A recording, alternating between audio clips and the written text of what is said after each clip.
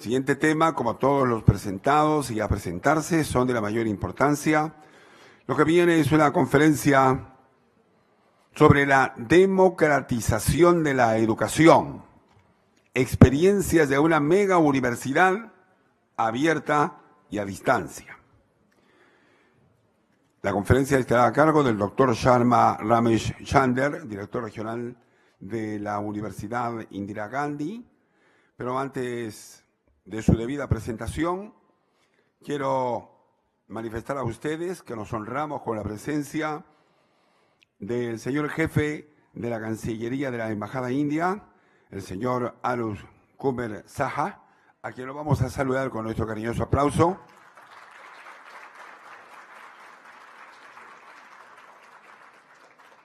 Gracias a la Cancillería de la Embajada de la India en el Perú, tenemos a esta personalidad de la diplomacia. Bien, damas y caballeros, el doctor Sharma Ramesh Chander es doctor en educación en el área de tecnología educativa por la Universidad Maharishi Dayanand de la India. Ha ejercido docencia fuera de su país, en la Universidad de Guyana, así como en el Wawashan Open University, institución ubicada en Malasia. El doctor Ramesh Chander es especialista en educación a distancia, prolífico autor y editor. El maestro Sharma ha publicado diversos trabajos de investigación acerca de tecnología educativa, e-learning y multimedia educativa. Ya estamos también con la participación de nuestro traductor, ustedes con sus respectivos audífonos, para comenzar a recibir entonces esta valiosa enseñanza que será escuchar esta conferencia Democratización de la Educación. Nuestro caluroso aplauso para saludar al director regional de la Universidad Indira Gandhi, el doctor Sharma Ramesh Chander.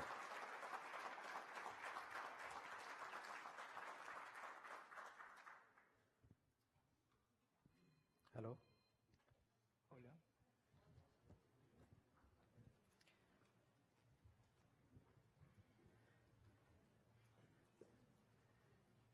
Queridas hermanas y hermanos del hermoso Perú, namaste. Traigo conmigo los saludos de la India y de Malaysia. Desde el principio quiero agradecer a la Fundación Educa Andina Virtual, Dr. Fidel Ramírez y hermano Luis Molina por brindarme la oportunidad de estar entre ustedes y aprender el maravilloso trabajo que todos ustedes están haciendo.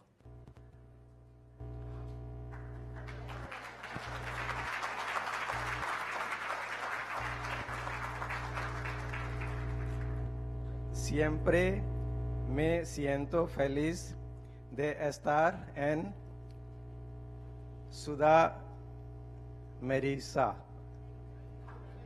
América, okay.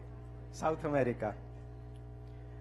Yo era director de educación a distancia en la Universidad de Guyana en el año 2009 a 2011. Yo había hecho grandes amigos allí en la hermosa y muy verde Guyana. Aquí en Perú también he hecho algunos grandes amigos y volveré a casa con buenos recuerdos de todos ustedes.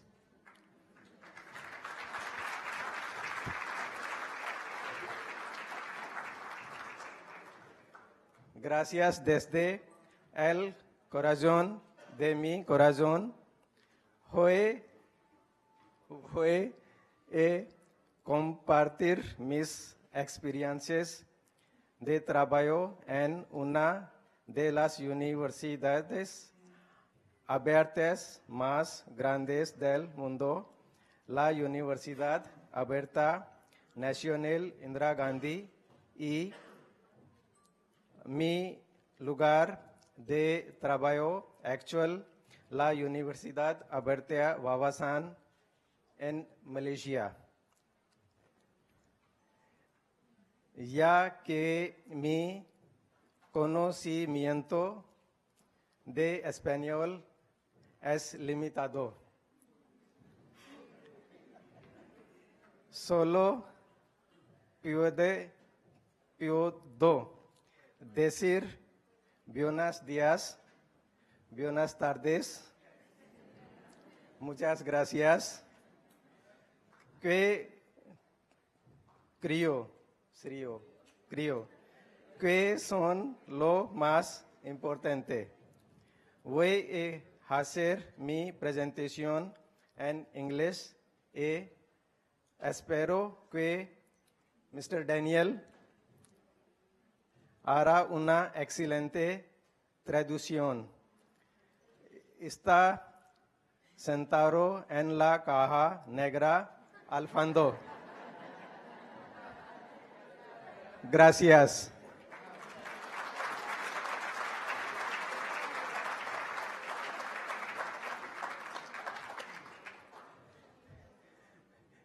If I have said something wrong, Si dije algo mal, kindly blame por favor, perdónenme. Hay que culpar a Larry, ¿no? ¿Quién es Larry? ¿Quién es el culpable de Google? No Google, porque yo usé Google Traductor. Traté de hablar tan claro como me fue posible, pero el señor Daniel, que está en la caja negra de ahí atrás, él puede tal vez decir qué tan exitoso o no fui al momento de hacer el saludo. Muchas gracias. Mi presentación se basa en 3 secciones principales. Espero que durante mi introducción, porque yo no pude entender, creo que la traducción va del inglés al español. Así que yo creo que cuando la interacción se hace en español, yo no podía entender muy bien lo que se decía de mí.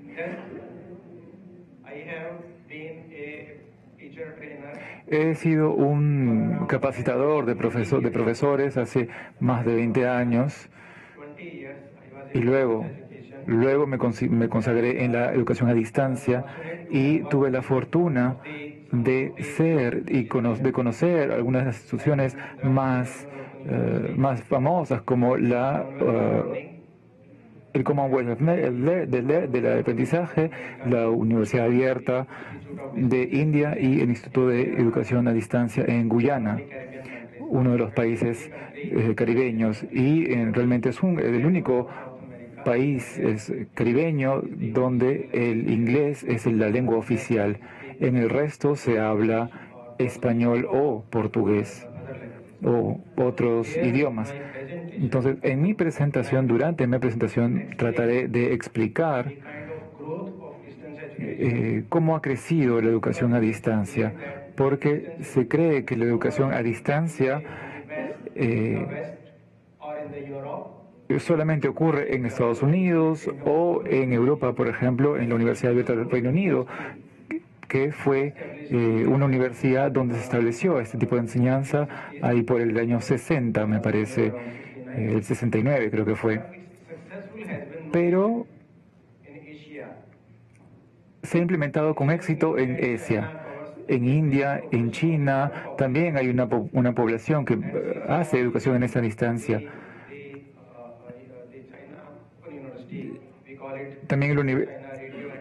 También hay creo que el CCRTV también se hace ese tipo de educación. Entonces, hay muchos estudiantes en China en esta universidad. Entonces, el equipo, el tema es democratización de la educación. trata de cómo el sistema ha evolucionado y cómo ha trabajado, cómo ha funcionado. Se tiene que aprender algo de las mejores prácticas para que puedan ser implementadas en otros contextos. Luego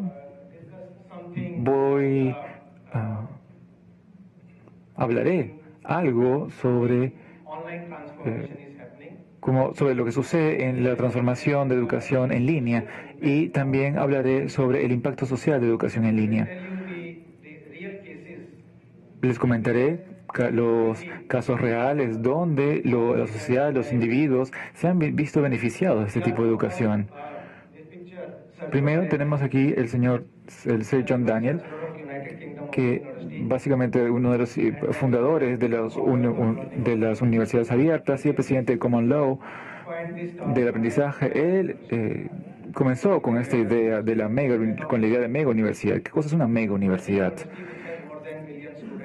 Es una universidad que tiene más de 1 millón de estudiantes. Y si una universidad tiene más de 1 millón de estudiantes, puede ser considerada así. Tenemos instituciones que podemos verla aquí. Desde las megas universidades abiertas en India, la educación a distancia comenzó en India en el 62. De la Universidad de Delhi, la capital de India, comenzó como cursos por correspondencia. Fue la etapa inicial de educación a distancia. Y luego fue incorporado estos cursos, el material se mandaba por correo a los estudiantes para que luego solamente se concentraran en los exámenes y nada más. Luego, en clases de tecnología, ¿qué cosas se hizo? Porque obviamente no es suficiente leer el libro, así que se incorporó las situaciones donde los estudiantes podían interactuar con los profesores. Esa es la primera parte. Y luego se incorporó la multimedia en una primera instancia con el video, luego la televisión, luego la computadora, y todas estas cosas fue lo que vimos, y fue en paralelo con el desarrollo de la educación y de la tecnología. Pero con la llegada de las computadoras, la situación cambió cuando vino la Internet. En India ocurrió en el 95.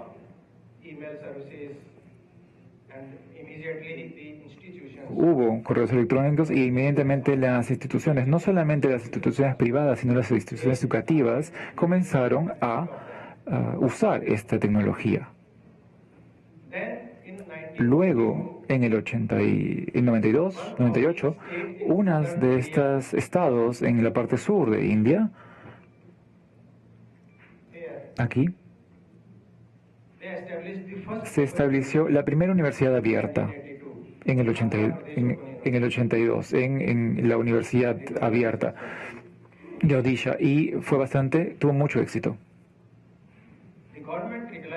El gobierno se dio cuenta de esta situación porque India es un país bastante grande, hay muchas personas que no tienen acceso a la educación. No solamente la educación, sino no tienen acceso a muchas otras cosas.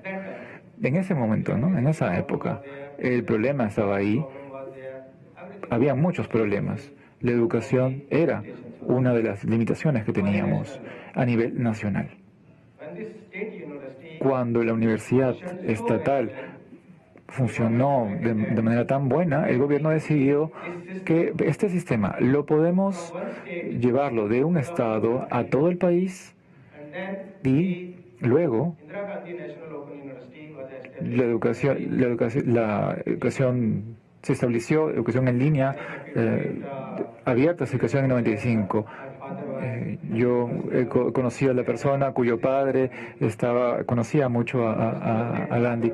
La Universidad India Gandhi tiene el nombre en favor a esta persona que colaboró mucho con la educación.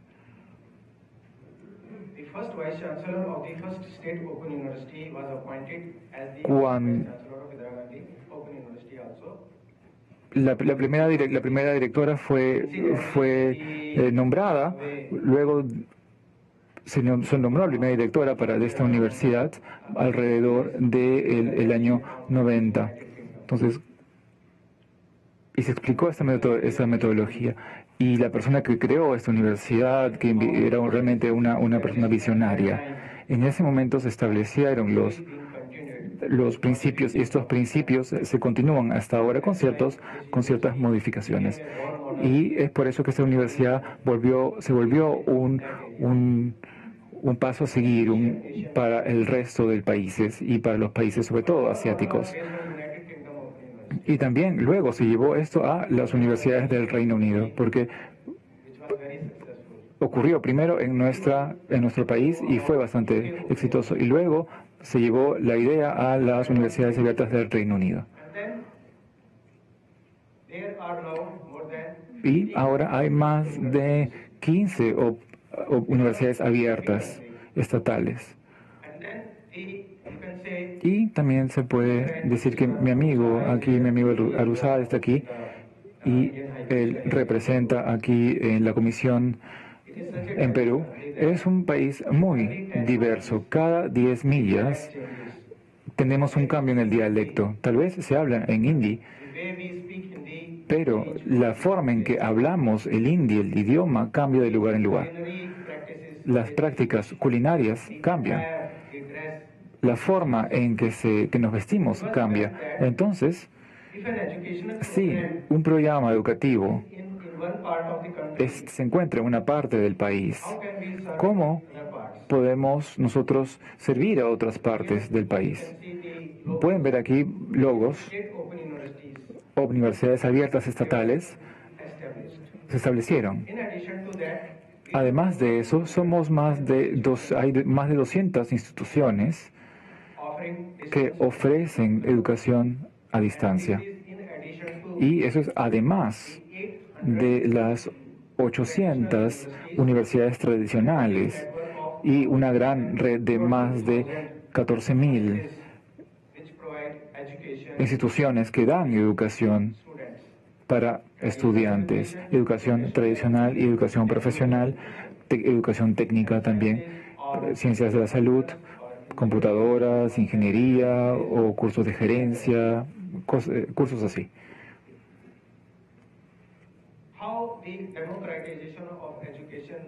¿Cómo se logró esta democratización de la educación?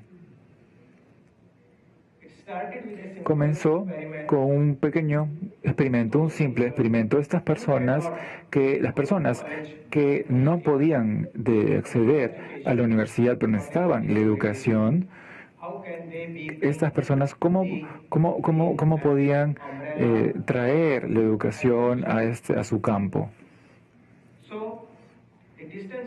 Así que se creó la educación a distancia, de modo que una gran variedad de cursos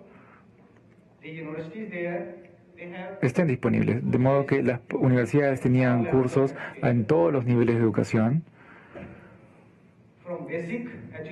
desde la educación básica a nivel escolar, porque tenemos una institución educativa que va a la parte de las escuelas y las universidades de educación superior. Instituciones de educación superior. El número de estudiantes, el total era más de 4 millones en educación superior, y a nivel escolar más de 2 millones para el nivel escolar. Sí. Vamos a regresar respecto a estas cifras, a esta red amplia, no solamente en India, sino también en otras partes fuera de India. Y luego se tenían cursos técnicos. Lo que ven aquí en la foto es la foto real de los estudiantes de un curso de química en la Universidad Abierta de Indira Gandhi. La tecnología tiene un papel bastante importante en el éxito, comenzando con la tecnología simple, como radio y televisión. Inmediatamente, el gobierno de India dio dio el acceso al satélite. Ustedes saben que India tiene capacidad de lanzar su propio satélite. Es uno de los pocos países que tienen ya un satélite. Hemos duplicado la capacidad para poder lanzar nuestros satélites. Así que tenemos una plataforma de lanzamiento ahí, pero entonces se dedicó uno para la Universidad Abierta y comenzó a transmitirse de ese satélite. Así que esas son las distintas tecnologías que están disponibles a través de la televisión. Tenemos aquí buscar información a través de la televisión. La señal es gratuita, los usuarios no tienen que pagar nada, pero todos los operadores están obligados a proporcionar la señal mientras se tenga una red. Y esa es la pantalla real de nuestro estudio.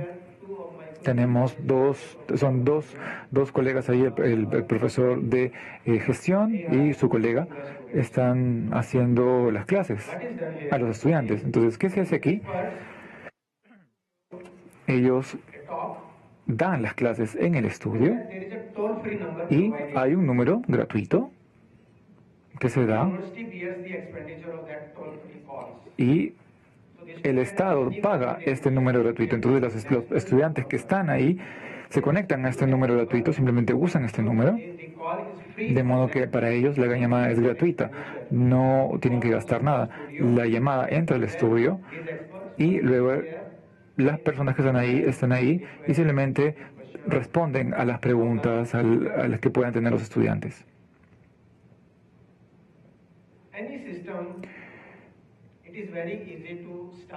Cualquier sistema es muy fácil iniciarlo. El problema es mantenerlo. Y la sostenibilidad depende de la innovación que se trae en el sistema. Este es un proyecto de India, Navdharna, que se traduce como nuevo y rey. Para poder trabajar para que funcione en distintas áreas, perdón, creo que has cambiado mis diapositivas, pero bueno. Son varias innovaciones que tenemos aquí. Instituciones han identificado distintas áreas donde la gente se ha incrementado y puede sugerir y puede llevar los proyectos que pueden incluirse en el sistema. Ahora tenemos, por ejemplo, teléfonos móviles, pero estos teléfonos móviles no tenían estos privilegios. Antes se usaban estos teléfonos grandotes que usaban la ruedita para llamar, entonces muchas personas y a veces no se podía conectar, entonces teníamos que llevar el teléfono de uno a uno y bueno, etcétera, ¿no? Pero ahora todo lo tenemos en el reloj, ¿no es cierto? Ahora en el reloj está todo. El reloj puede medir nuestro latido del corazón, tantas cosas, ¿no? Entonces esas son innovaciones que se han presentado. Unos ejemplos de innovación que fueron uno de los ejemplos que se sugirieron para innovar. La tecnología se usó para entregar la información de manera externa, de modo que el sistema educativo, yo creo que esos son los tres pilares de la educación. El primero es el hecho de la entrega de información de modo instructivo. Ustedes saben, las personas que están aquí, si ustedes pertenecen al rubro de física, de ciencias, saben, tienen un trípode. El trípode es considerado como no la mesa de cuatro patas, el trípode. Si ustedes ven, por ejemplo, un trípode por ahí, está probado científicamente que es más estable un trípode. Entonces, los tres pilares del sistema educativo. Primero, el nivel instructivo, el tipo de currículum, cómo se entrega ese currículum y cosas así. Lo segundo es la tecnología, que lo acabamos de hablar. Y los estudios, y los estudiantes. Todo puede ser perfecto, pero si los estudiantes no están contentos, no va a funcionar. Y en muchos casos, la educación, sí, aprender no es una dicha, no es una alegría, y es alegría, no felicidad. Si el estudiante toma esta educación como un fardo, como una carga, entonces no va a causar ningún impacto en la vida del estudiante. Necesitamos transformar nuestras prácticas educativas de modo que el aprendizaje se vuelva una dicha para el estudiante, que sonría. El estudiante debe aportar a la educación. No es el otro lado. Luego, se puede buscar por Google, se puede ver fotografías interesantes que hablan de un diagrama, una caricatura que está en dos secciones. En una imagen tenemos a un niño pequeño, si uno busca en internet, con dos manos, que el papá lo jala por una mano y la mamá la jala por otra. Y tratan de llevar al niño, no arrastrarlo hacia la escuela. Y la segunda figura, llegan a la escuela y se les pregunta a los papás, ¿por qué me están llevando a la escuela? ¿Qué me van a enseñar ahí? No entiendo, dice el niño. Eso está, búsquenlo en la internet, entonces es muy serio. Ustedes conocen a Justin Bieber, ¿no es cierto? ¿Quién lo hizo popular? Ustedes. O YouTube también. Ustedes por YouTube. Hay muchos ejemplos. Entonces, los estudiantes, los niños, los hombres y mujeres preguntan, sí, yo puedo aprender y conocer cosas en Internet. Yo no tengo entonces necesidad de tener profesores. Y esa es una pregunta bastante seria para nosotros, a quienes nos llamamos profesores. Nuestra existencia está en peligro. Si no nos necesitan, si los estudiantes no nos necesitan, entonces nuestro trabajo terminó. ¿Cómo debemos hacernos relevantes, importantes? Es lo más importante. Y esos son los tres pilares de una empresa educativa exitosa. La entrega de la instrucción. Cuando ocurre la trayectoria entre el docente y el estudiante. Esta entrega se exporta en varias redes. Los centros regionales, centros de estudio, centros de trabajo, instituciones, facilitadores de aprendizaje a distancia, etc. Y la lista continúa, dependiendo del tipo de trabajo que se realizará. El último, ven aquí la Confederación de ONGs de India Rural. ONGs. Hablamos que las ONGs tienen un papel bastante importante a nivel nacional. Todo país, todo gobierno tiene mucho poder. El gobierno puede hacer mucho si lo quiere hacer. ¿No es cierto? Si quieren hacerlo, lo pueden hacerlo todo. Pero aún así, a veces el gobierno tiene limitaciones. Tal vez debido a problemas en el colegio que no deberían existir, pero bueno, a veces dicen, no tengo el presupuesto, ¿no? Entonces las ONGs toman el papel porque contribuyen a la sociedad en su propia forma. ¿Cómo podemos involucrarlos en la educación, a estas empresas educativas, al facilitador de educación a distancia? Si un 1% de esas instituciones da educación en forma de red para dar servicios a los estudiantes. ¿Cómo se dan? Con estos puntos.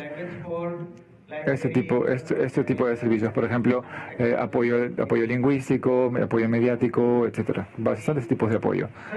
Los servicios dependen de la naturaleza de ellos. Si hablamos de una ciudad metropolitana, ahí podemos encontrar muchos servicios. Tenemos entonces centros de estudio o centros de estudio de programa. Son centros de estudio especiales. De lo que hablamos y lo que realmente hace la democratización de la educación es que no servimos solamente a los estudiantes normales, regulares, porque la universidad dice que se dice el mandato, la universidad está obligada a servir a la sociedad, y en una sociedad tenemos a todo tipo de personas. Entonces, algunas de estas personas pueden estar en prisión, y mientras más grande sea el país, más grande será la prisión, más grande la prisión, más encarcelados estarán. Podemos mandarlos a la cárcel, sí, pero mandarlos a la cárcel no es la solución. Ahora, aunque se haya cometido el crimen, el fin de la justicia es que se debe resolver. Pero ¿cómo puede reformarse la persona? Ese es otro objetivo. Entonces, ¿qué podemos hacer para ellos? ¿Cómo la educación a distancia les puede ayudar? Hay otros grupos también, como las mujeres en zonas rurales. ¿Cómo se puede trabajar con ellos? Otra práctica de la cual hablamos es ir a los lugares. Esa es una escena de Addis Ababa. India tiene centros en 33 otros países fuera de India.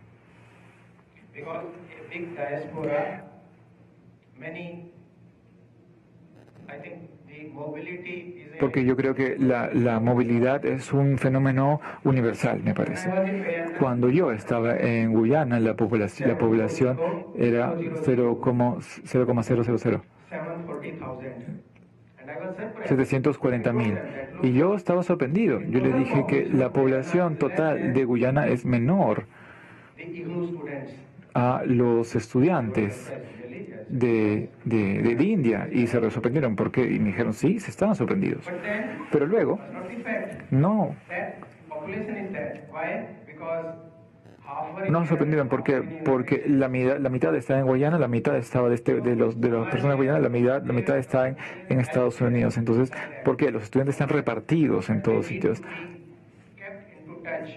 pero tienen que mantenerse en contacto. Entonces abrimos más centros para poder educarlos. Si pueden buscar el nombre, el gobierno de la India ha establecido unas educaciones virtuales, unas universidades completamente en línea para los tamiles, que el tamil es un estado en el sur de India donde se habla tamil. Así que el gobierno dijo que muchas personas de Tamil salen del país. Entonces la primera generación que se van del país todavía recuerdan las tradiciones, el idioma, pero ¿qué pasa con sus hijos? Y luego los nietos, y luego los bisnietos. Tal vez luego de la tercera o cuarta generación se olvidan de toda la tradición. Entonces, ¿cómo se le puede mantener culturalmente arraigados a las tradiciones? Con universidades virtuales. Y funciona. Para contarles sobre las tradiciones, para mantenerlos en contacto. Otro experimento es panafricano, es la red panafricana. En el gobierno de India y 43 naciones de los estados africanos hemos colaborado y tuvimos una universidad abierta y vimos cómo esta universidad puede ayudar a las personas. Y esta es la red y esas son las instituciones que se han unido para dar la educación a aquellos que no tuvieran las oportunidades. Entonces, ustedes vieron las fotos de personas sentadas en un estudio en estos lugares, y hay centros con televisión donde se da educación en estos lugares. Otro punto,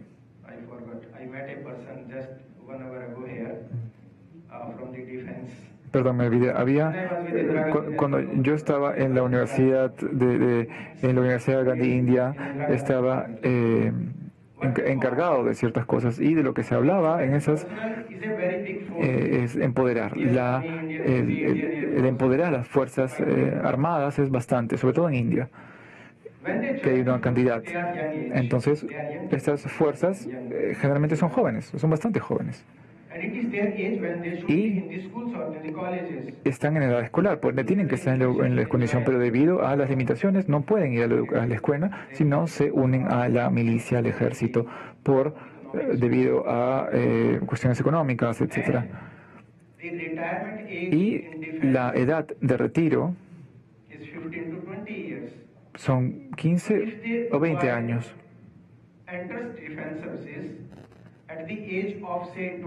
Así que si se pone si la persona entra a los 20 y termina a los 35, se retira de las Fuerzas Armadas, y obviamente sale del uniforme, va a la sociedad y no tiene trabajo. Lógico.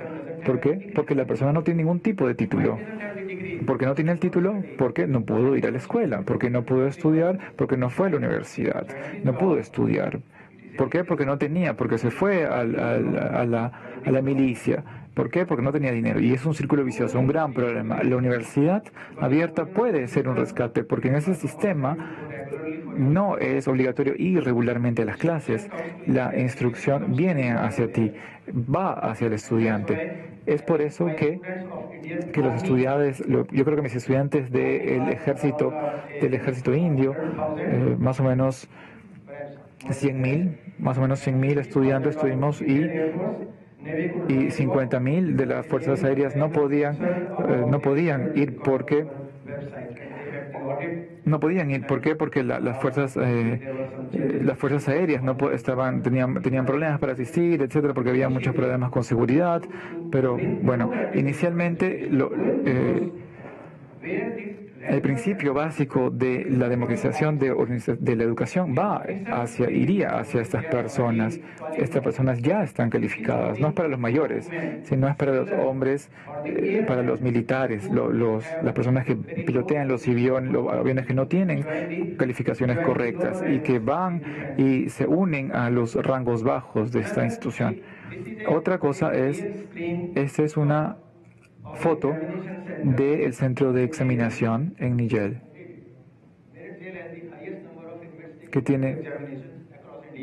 que es el mayor centro con más exámenes en India.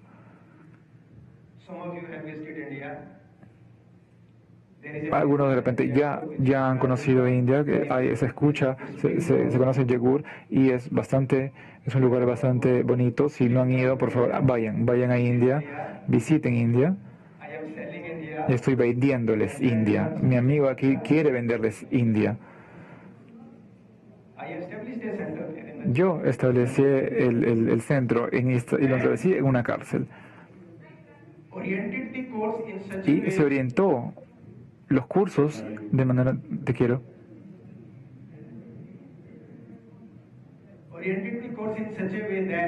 Orientamos el curso de modo que estas clases los ayudarían, de modo que cuando salgan de la prisión puedan incorporarse a la sociedad y puedan vivir una vida normal.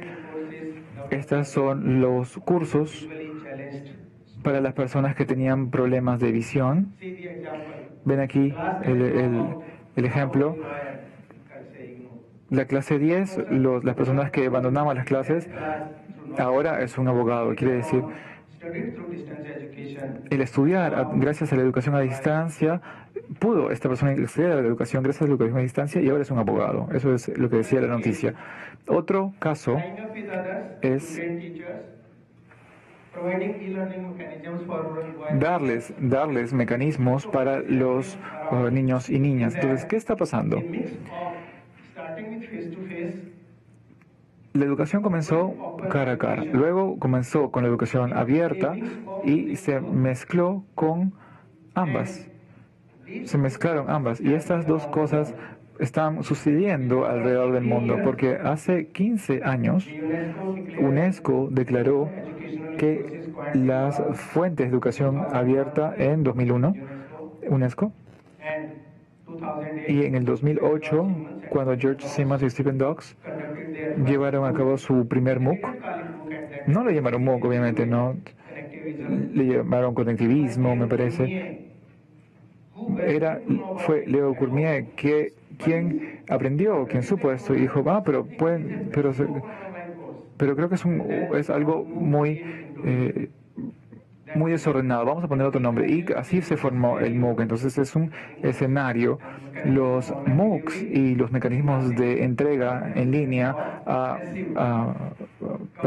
masivos, a públicos masivos que cubren grandes números de manera abierta, gratuitos. Si vamos a Coursera, edX, Udacity, iTunes de Apple también. Hay cosas para aprender, hay muchas cosas para aprender. Si uno quiere estudiar, vaya a estudiar. Si uno quiere el certificado, simplemente se paga el costo del certificado. Pero los cursos están ahí, es cuestión de ir, entrar e investigar. Ya no hay necesidad de reinventar la rueda, porque ya está ahí. Tenemos que enfocarnos más en la educación. Medir educación, no si la educación sucede o no. Estamos dándole la atención necesaria para ver si está aprendiendo el estudiante o no. Eso es lo que tenemos en lo que tenemos que centrarnos. La idea es tratar de globalizar la educación a distancia. ¿Qué pasó?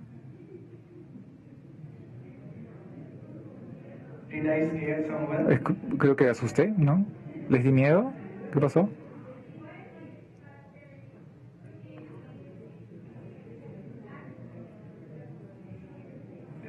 ¿Esta? Eso no soy yo.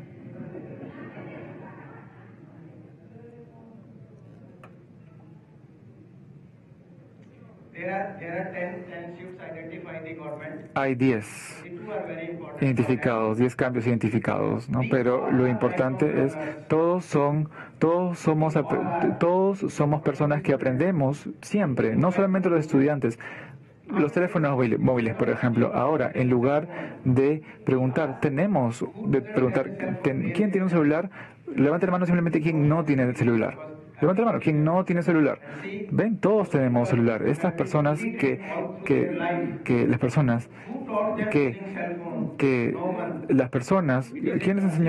les enseñó a usar el celular? Nadie. Simplemente es un uso, es un aprendizaje por uso, es el uso. Aprendemos usando. Eso, bueno, voy a ir un poco rápido. Los MOOCs acá tienen.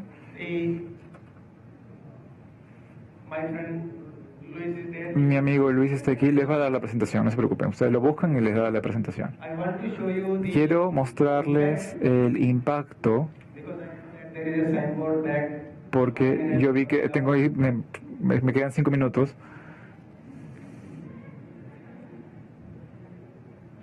5 minutos.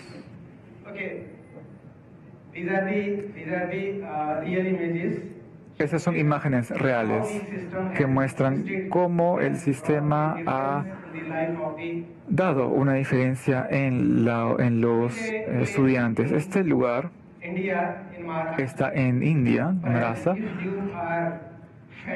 Si usted es fan de las películas indias, no conocen Bollywood, entonces eso es Maharashtra, la región de Maharashtra, cerca de Mumbai. Este es Mumbai, el estado de Maharashtra, y este lugar es Gadchiroli. Es una zona alejada, y no solamente alejada, sino que es una área excelente, pero un poco exiliada, que sufre de actividad terrorista, digamos, ¿no? Donde las personas tienen mucho miedo ahí y tienen el índice de desarrollo humano es bastante grande. Son las reales, las noticias reales que dicen, estamos hablando de policías que fueron muertas, que se mataron por guerrilleros, etcétera. La gente fuera de este estado, ¿quién quiere ir ahí? ¿No es cierto? ¿Quién quiere morir? A menos que se quieran suicidar, ¿no? Nadie quiere morir. Luego, el Estado decidió, ok, vamos a hacer algo con esta población y vamos a abrir un centro ahí. Pero nadie estaba listo para ir. ¿Cómo vas a abrir un centro si no puedes ir? Nadie quiere ir. Tratamos de convencer a los miembros locales del Parlamento y se inauguró el centro. Se puso en los periódicos, estuvo en los periódicos, es el hindi, no el idioma, y tenemos el líder tribal de la tribu, porque si uno va ahí, se tiene que hablar con la gente del lugar, de modo que puedan convencer a las comunidades. Y eso hicimos, y esta es la reunión que tuvimos. Ahí está las personas sentadas teniendo la reunión, y luego el reporte estaba ahí sí, estaban contentos, obviamente va a ser para ellos, ok, se dieron cuenta de eso, y luego, después de un tiempo, normalmente los estudiantes son 671, más o menos la mitad son mujeres. Era el primer paso, tratar de traerlos a la educación, pero luego, ¿qué pasaba? Darles una educación no solamente no es el propósito. Tenemos que pasar a una segunda fase, y eso es bastante importante. Cuando estaban ahí, tratamos de encontrar cuáles eran las oportunidades en esa área y cuáles eran los problemas en esa área. Y uno de los problemas que se nos dijo era que no tenían el cuidado de salud básico, los servicios básicos disponibles. Y los paisanos tenían que viajar por carros, más o menos por de 6 a 8 horas, porque no tenían los servicios de salud ahí. ¿Ok? ¿Qué hicimos? Hicimos una visita a este lugar, que es el hospital.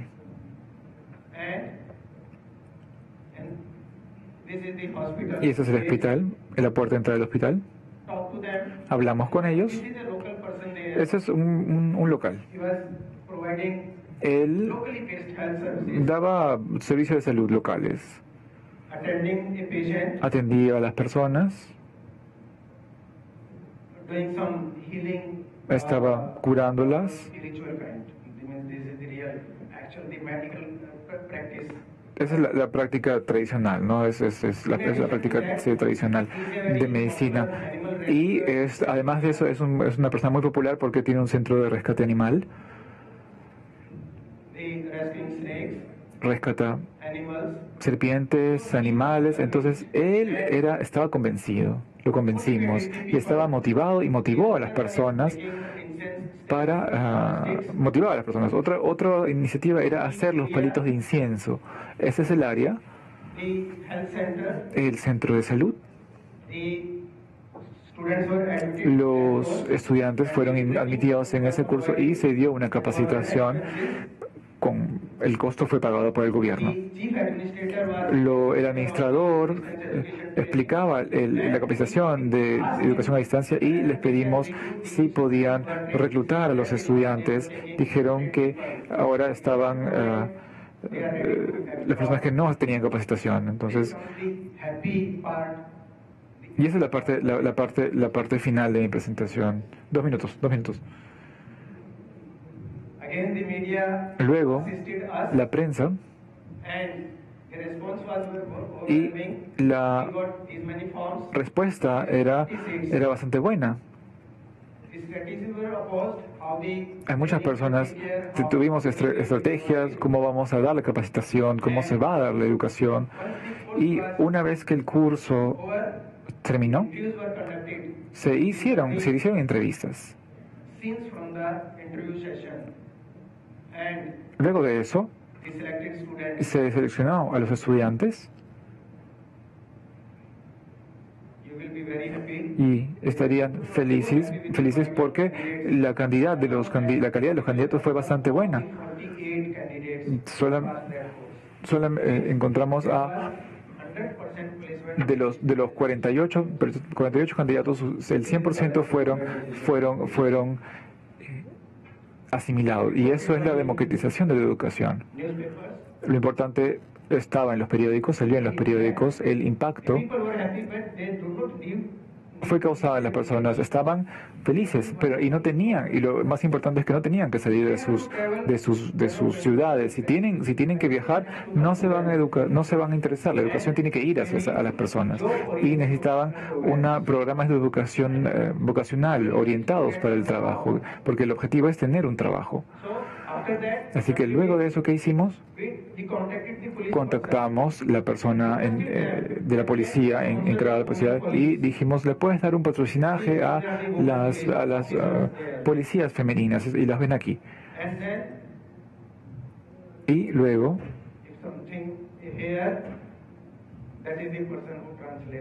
es la persona que lo tradujo está ahí. Yo no entiendo español, pero ustedes lo pueden leer. Entonces, además de ser mujeres policías, tenían que trabajar como trabajadores de salud luego de completar los cursos. Habían barreras, sí, pero finalmente todo el mundo estuvo feliz. Muchísimas gracias.